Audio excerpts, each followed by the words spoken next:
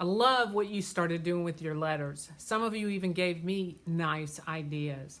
And so you can see I have done all my letters and now I'm ready to do a little bit on the background. So when you get finished with all your letters, then we're ready to work on the background. And we're going to do a little bit of Zentangle in the background. You remember these. We're going to forget about this big fat thick Sharpie. That's going to be too much black. But you can work with these two smaller Sharpies depending on which space you are using or which design. I'm going to give you these handouts that have a variety of Zentangles on them so that you can look and get some ideas. I know you're going to think of a bunch on your own. And each one of these squares, just like the letters, is going to have a different Zentangle. So let's look a little closer. All right, so we're going to work with patterns. So if you look at some of these spaces, you can see this will be one Zentangle, this will be another Zentangle, this will be another Zentangle, etc. This is going to be a huge space.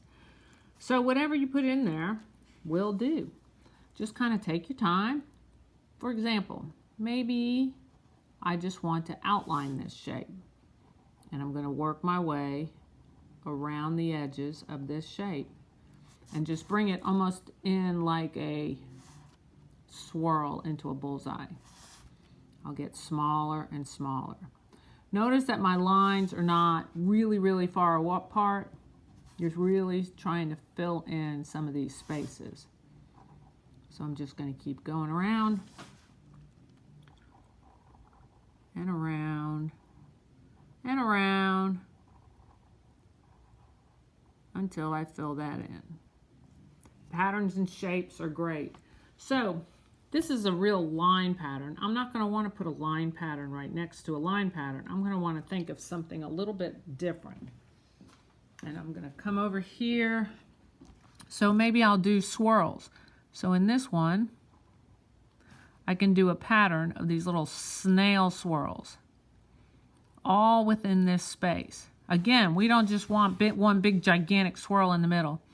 We're filling up this space with swirls.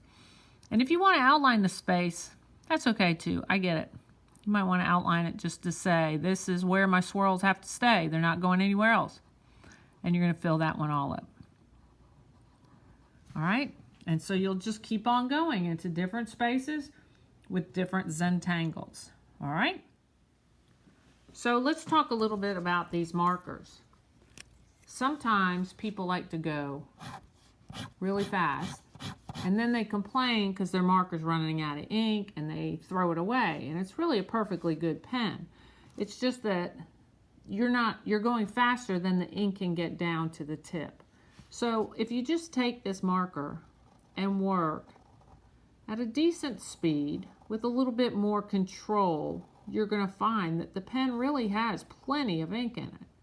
It just needs a little bit of time to do its job. All right? All right, I've done a couple of spaces on here so you can kind of see what's going on. All right? If you find an itty-bitty space, you may color it in all black.